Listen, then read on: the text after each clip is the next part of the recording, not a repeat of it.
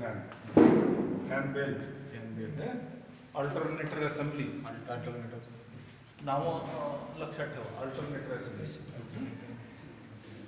आणखी इकडे आहे हा व्हायब्रेशन जम्पर, क्रॅन्क शाफ्ट याच्यावर बसलेला आहे.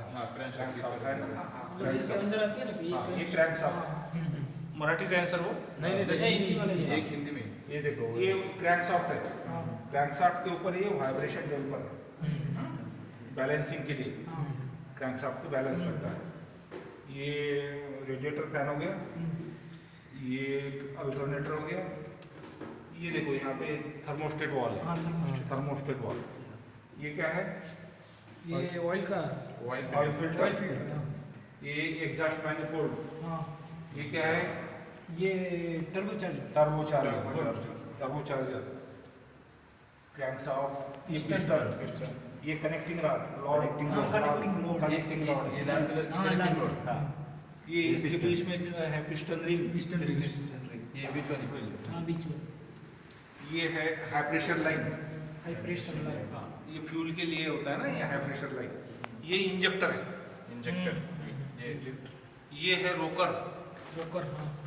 रोकर. ये एग्जॉस्ट वाल्व का है, ये इनलेट वाल्व का है. मतलब ये वो जो वाल्व, ये वाल्व ओपन क्लोज होते हैं करने के ना, लिए. ये एग्जॉस्ट वाल्व से गैस निकलती है. ये इसका बाद में फंक्शन बताता हूँ क्या है. और ये फ्लाईव्हील.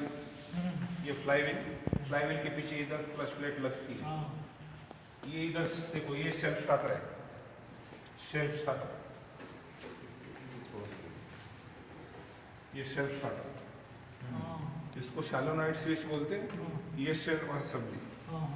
अभी क्या होता है, जैसे ही अपन इग्निशन स्विच ऑन करते हैं, गाड़ी में बैठते ही इग्निशन स्विच ऑन किया और सेल्फ मारा, सेल्फ मारते ही साथ क्या होता है, ये सेल्फ स्टार्टर का ये सैलोनाइड है, ये इस पिन को इसके आगे एक ये दिया है सेल्फ पिनियन. ऐसा आता है पिनियन ये जो है आगे मूव होता है. आगे मूव होने के बाद इसको फ्लाईव्हील को घुमाता है.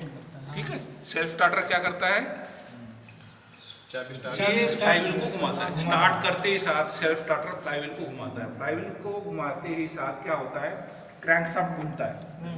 ये नीचे वाला दिख रहा है, क्रैंकशाफ्ट घूमता है. क्रैंकशाफ्ट के ऊपर गियर है, आगे छोटा गियर है. क्रैंकशाफ्ट कैमशाफ्ट को घुमाता है. कैमशाफ्ट ये ऊपर है, इधर साइड से दिखाई देगा. ये इसमें कैमशाफ्ट को घुमाता है. क्रैंकशाफ्ट कैमशाफ्ट को घुमाता है. कैमशाफ्ट घूमने के बाद फिर क्या होगा, इंजन स्टार्ट होगा. कैसे स्टार्ट होता है इंजन, ये जो सिलेंडर बोर के अंदर पिस्टन है, पिस्टन क्या होता है, अप डाउन होता है. ये अप डाउन होगा. Piston, suction, compression, power, exhaust, ये चारों स्ट्रोक जो होते हैं. तो पावर स्ट्रोक में जब आएगा तो इंजेक्टर के ऊपर इंजेक्टर स्प्रे करता है, और स्प्रे होते ही साथ ये जो अंदर की गैस जो कंप्रेस की हुई एयर है उसके ऊपर इग्नाइट होते ही साथ जल जाता है. जलते ही साथ फिर पिस्टन ऑपरेट होते हैं और इंजन स्टार्ट हो जाता है. स्टार्टिंग का ये सर, ये इनलेट इससे जुड़ा होता है ना. हाँ, इनलेट जुड़ा होता है, वो बाद में बताता हूँ. ये जो पिस्टन हरकत करता है नीचे से ऊपर, ऊपर से नीचे, इसको क्या बोलते हैं, स्ट्रोक बोलते हैं. बराबर. पिस्टन नीचे से ऊपर, ऊपर से नीचे, इस डिस्टेंस को स्ट्रोक बोलते हैं. ऊपर के पोर्शन को, ये जो ये खाली पोर्शन दिख रहा है ना, इसको बोलते हैं सिलेंडर बोर. ये जो खाली पोर्शन दिख रहा है ये सिलेंडर बोर है. पिस्टन टीडीसी पे आता है, टीडीसी से बीडीसी. टीडीसी मतलब टॉप डेड सेंटर, बीडीसी मतलब bottom dead centre. Top dead centre से बॉटम डेड सेंटर में आते रहते हैं पिस्टन. जैसे टॉप डेड सेंटर पे आता है तो उसके अंदर जो एयर रहती है ना, उसको कंप्रेस किया जाता है. तो इंजेक्टर स्प्रे करते ही साथ वो इग्नाइट होके पिस्टन नीचे होता है. इसमें क्या होता है, चार जो स्ट्रोक है, suction stroke, power stroke, compression stroke, exhaust stroke. Suction stroke में क्या होता है, जैसे ही ये जो एयर है इसके अंदर दाखिल होता है, उस टाइम में इनलेट वाल्व ओपन होता है, inlet valve open, exhaust valve close. Piston TDC से बीडीसी आता है, उस टाइम टीडीसी से बीडीसी, उस टाइम सक्शन होता है ना, इसीलिए इनलेट वाल्व खुलता है और उसके अंदर एयर दाखिल हो जाता है। ठीक है, क्या हो गया ये सक्शन। पिस्टन टीडीसी से बीडीसी आता है, उस टाइम में ये दोनों वाल्व में से एक इनलेट वाल्व ओपन रहता है और एग्जॉस्ट वाल्व क्लोज रहता है। इनलेट वाल्व ओपन रहता है तो उसमें से एयर इन होता है, कंप्रेस किया हुआ एयर है, इन इधर से आता है ना, कहाँ से, इनलेट मैनिफोल्ड से एयर आता है, ये इनलेट मैनिफोल्ड है, इधर से एयर आता है। सक्शन स्ट्रोक आ गया समझ में, पकड़ में आ रहा है क्या शुभम? Yes sir. फिर कंप्रेशन स्ट्रोक, कंप्रेशन स्ट्रोक में क्या होता है, पिस्टन नीचे से ऊपर जाता है, बीडीसी से टीडीसी जाता है। उस टाइम में जो आई हुई एयर है उसको कंप्रेस करते हैं, दोनों वाल्व बंद रहते हैं, इनलेट वाल्व और एग्जॉस्ट वाल्व दोनों वाल्व बंद रहते हैं उस टाइम। कंप्रेशन स्ट्रोक का ये काम है। कंप्रेशन स्ट्रोक का पिस्टन बीडीसी से टीडीसी जाता है, उस टाइम में दोनों वाल्व बंद रहते हैं, जो आई हुई एयर वो कंप्रेस होता है, बस इतना। उसके बाद आता है पावर स्ट्रोक। पावर स्ट्रोक को क्या करेंगे, उस टाइम में भी दोनों वाल्व बंद रहते हैं, दोनों वाल्व बंद, पिस्टन जो बीडीसी से टीडीसी आया हुआ है ना और ऊपर जाएगा वो, एक डीडीसी से देख लो अभी देखना है, जो देखना है ना ये दिखाओ, ये दिखाओ। बाहेर गेला वाटतं. ओपन झाला. अरे आपला नीलेचा नंबर दोन्ही बंद. ओपन सांगतो तुम्हाला.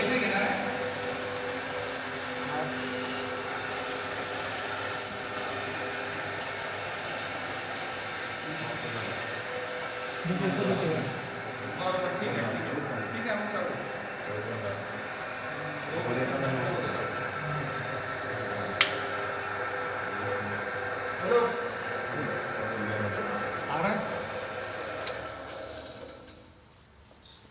देख लिया क्या ग्राउंड पे, सक्शन स्ट्रोक, पिस्टन टीडीसी से बीडीसी, बीडीसी से टीडीसी, कंप्रेशन हो गया। फिर पावर के लिए क्या होगा, वो ऐसे आग होगी। हाँ, तो उस टाइम में जो एयर है ना, कंप्रेस किया हुआ एयर के ऊपर इंजेक्टर स्प्रे करेगा ना, तो फिर धमाके से पिस्टन नीचे जाएगा, तो पिस्टन टीडीसी से बीडीसी जाता है, धमाके से जाने से पावर मिलता है उसको, तो क्रैंकशाफ्ट को घुमाता है।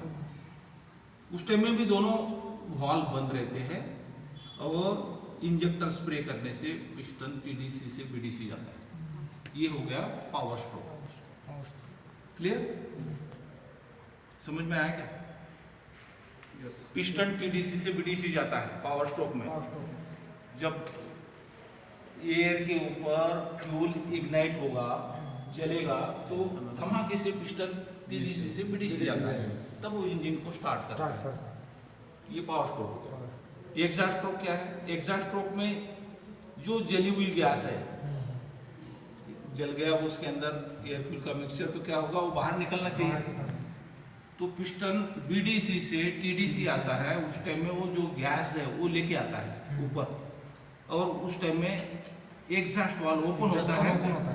एग्जॉस्ट वाल्व ओपन होने से एग्जॉस्ट से वाल्व से गैस एग्जॉस्ट मैनिफोल्ड के जरिए बाहर चले जाता है। उस टाइम में एग्जॉस्ट वाल्व ओपन और इनलेट वाल्व बंद रहता है। ठीक है, ये चारों स्ट्रोक पता चल गया, सक्शन स्ट्रोक, एग्जॉस्ट स्ट्रोक है। यहाँ तक का ये स्ट्रोक की कार्रवाई होगी। उसके बाद आ जाओ कूलिंग सिस्टम के ऊपर। कूलिंग सिस्टम, रेडिएटर है, देखा ही आप लोगों ने गाड़ी में, उसके ऊपर क्या होता है, एक पीबीआरवी वाल्व होता है।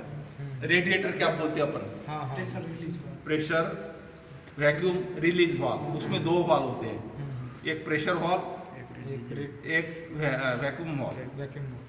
ठीक है, प्रेशर रिलीज वाल्व और वैक्यूम रिलीज वाल्व, दो वाल्व है उसके कैप के अंदर, रेडिएटर कैप के अंदर। जैसे ही इंजन स्टार्ट होता है तो क्या होता है, टेम्परेचर जैसे बढ़ेगा, टेम्परेचर बढ़ेगा तो उसमें वो पीआरवी वाल्व ओपन होता है। पीआरवी वाल्व ओपन होगा तो वो रेडिएटर के पास से एक पाइप लगा होता है, प्लास्टिक का पाइप, उसमें से पानी निकलता है थोड़ा बहुत। अब और गाड़ी जब बंद करते हैं, गाड़ी जब बंद करते हैं तो उस टाइम में जो गर्म रहता है ना, ये पूरा गर्म रहता है, तो उसमें वैक्यूम पैदा होता है। गाड़ी बंद कर देंगे तो वैक्यूम होगा तो फिर रेडिएटर के फिन्स वो क्लोज हो जाएंगे, तब जाएंगे, सिकुड़ जाएंगे। तो उससे बचने के लिए वो वैक्यूम हॉल खुलता है। जब गाड़ी बंद करते हैं तो उस टाइम में वैक्यूम हॉल खुलेगा तो फिर वो उसके अंदर जो वैक्यूम है वो बाहर निकलेगा, वो उसका काम है। और ये थर्मोस्टेट वाल्व है। थर्मोस्टेट वाल्व का क्या काम है, टेम्परेचर बढ़ जाए 80 के, जब अपन गाड़ी को स्टार्ट करते हैं, इंजन स्टार्ट हो जाता है, इंजन स्टार्ट होने के बाद रेडिएटर के अंदर जो पानी है वो इंजन में आता है। इंजन को नॉर्मल टेम्परेचर में आने के लिए अपने को जल्दी से जल्दी इंजन को टेम्परेचर में लाना पड़ता है, नॉर्मल टेम्परेचर। नहीं तो अगर नहीं लाएंगे तो फिर वो क्रैक हो सकते हैं, पार्ट्स डैमेज हो सकते हैं। तो इंजन को जल्दी से जल्दी नॉर्मल टेम्परेचर में लाने के लिए ये काम करता है, ठीक है। उस टाइम में पानी नीचे से, रेडिएटर के नीचे से पानी इंजन के अंदर ही घूमता रहता है, बाईपास के थ्रू, बाईपास वाल्व के थ्रू। जब इसका टेम्परेचर बढ़ जाता है 85 एंड अबव डिग्री सेल्सियस, किसका, थर्मोस्टेट वाल्व का टेम्परेचर 85 डिग्री एंड अबव होगा तो ये वाल्व खुलता है, तब ये ऊपर से पानी सर्कुलेट होता है, पूरा इंजन में फिर सर्कुलेट होगा। रेडिएटर के नीचे से पानी आता है, इंजन में जाता है, ये थर्मोस्टेट वाल्व ओपन होने से इसके ऊपर से भी पानी जाता है, पाइप लाइन लगी रहती है, ऊपर से जाता है, फिर रेडिएटर के ऊपर वाले अपर टैंक से नीचे आता है, वो पानी सर्कुलेट होता रहता है। जैसी गाड़ी चलती रहती है वो सर्कुलेट वो बाहर की हवा ये फैन के जरिए अंदर आती है, रेडिएटर के ट्यूब्स को ठंडा करता है, वो फिर थोड़ा सा नॉर्मल टेम्परेचर पे पानी इसमें जाता रहता है, हवा लगती रहेगी और पानी इसको ठंडा करता रहेगा। ये हो गया कूलिंग सिस्टम का। इसके कंपोनेंट भी है। कंपोनेंट्स कौन से, रेडिएटर असेंबली दिखा है, उसके ऊपर रेडिएटर कैप रहती है, अपर टैंक बोलते हैं, ऊपर वाले को अपर टैंक, नीचे वाले को लोअर टैंक, उसमें आगे जो लगे होते हैं फिन्स बोलते हैं उसको, ऊपर ऐसे खड़े हैं वो ट्यूब है, ट्यूब रेडिएटर के नीचे ऊपर लगे रबर होज पाइप, वो बांध के रहता है। वो ग्राउंड में उधर देखते हो तुम लोग। जैसे इंजन स्टार्ट होता है, रेडिएटर के नीचे से पानी आता है और इंजन में सर्कुलेट होता है। सर्कुलेट होने के बाद जैसे इंजन का टेम्परेचर बढ़ जाता है, 85 डिग्री अबव होता है, ऊपर से पानी जाता है। ये ओपन होने के बाद, थर्मोस्टेट वाल्व ओपन होने के बाद, ऊपर से पानी जाने के बाद रेडिएटर के अपर टैंक से पानी नीचे सर्कुलेट होता रहता है और इंजन को नॉर्मल टेम्परेचर। ये हो गया कूलिंग सिस्टम। क्लियर है? हाँ सर, समझ में आ रहा है? कि पहले आप लोगों को बताया है इसलिए आपको जल्दी समझ में आ रहा होगा कि नहीं आ रहा? ऐसे नहीं सर थोडंफार सर सांगितलंय सर। कूलिंग सिस्टम मैं शॉर्ट में ले रहा हूँ, अभी अपने पास उधर जाना है। लुब्रिकेशन सिस्टम, लुब्रिकेशन सिस्टम में क्या होता है, ये अपना ऑयल कहाँ रहता है, इधर ऑयल सम्प में, ठीक है, ऊपर से डालते हैं। ऑयल का जितना कैपेसिटी रहता है 15 लीटर 17 लीटर, हर एक गाड़ी का अलग अलग ऑयल कैपेसिटी रहता है। जैसे इंजन स्टार्ट होता है, ये कैम शाफ्ट के ऊपर केम गियर रहता है, केम गियर से ऑयल पंप को ड्राइव मिलता है, ये इधर ऑयल पंप रहता है, ऑयल पंप, ठीक है।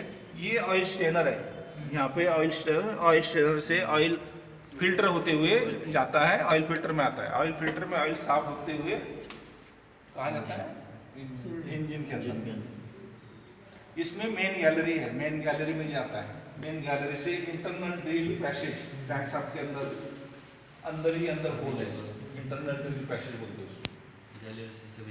मेन गैलरी से सभी जगह इंटरनल ड्रिल पैसेज से ऑयल जाता है, ठीक है।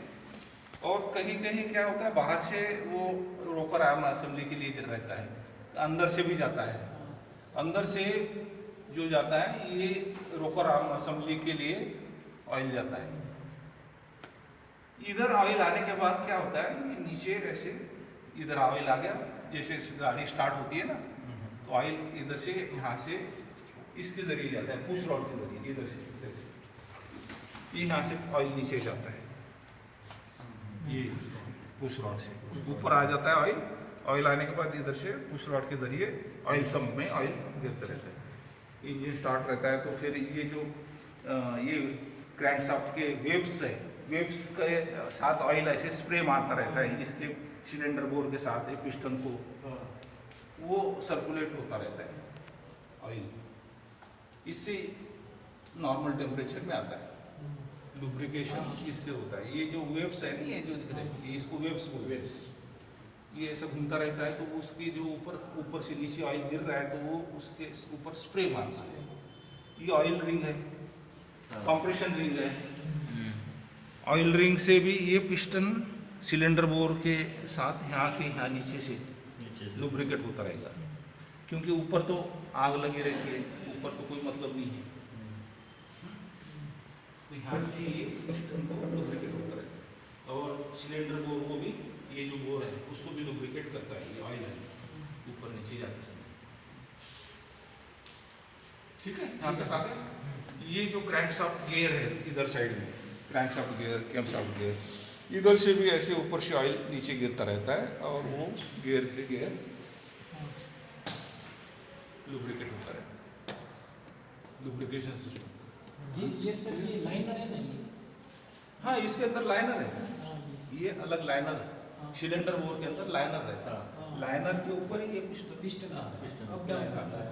ये पिस्टन, ये नीचे इसके ऑयल रिंग, ऊपर रहती है कंप्रेशन। ठीक है, ये सिलेंडर बोर के अंदर लाइनर, हाँ, उसके अंदर वो अलग ही निकलता है। हाँ। ठीक है, ये पार्ट्स के नाम पता चल गए ना, crankshaft, connecting rod, piston, compression ring, oil ring, ये वेब्स है। ये जो कनेक्टिंग रॉड माउंट होता है ना, उसके नीचे सेल होते हैं, बिग एंड बेयरिंग सेल, वो लूज हो जाते हैं या घिस जाते हैं तो आवाज आता है, नॉकिंग का आवाज आता है इधर से इधर का, इसके अंदर आवाज आता है, वो खराब होता है तो इसको चेंज किया जाता है, बिग एंड बेयरिंग सेल बोलते हैं उसको। ना बाद में फिर और ठीक है, ये तो एकदम से आप लोगों को समझ नहीं पाएगा।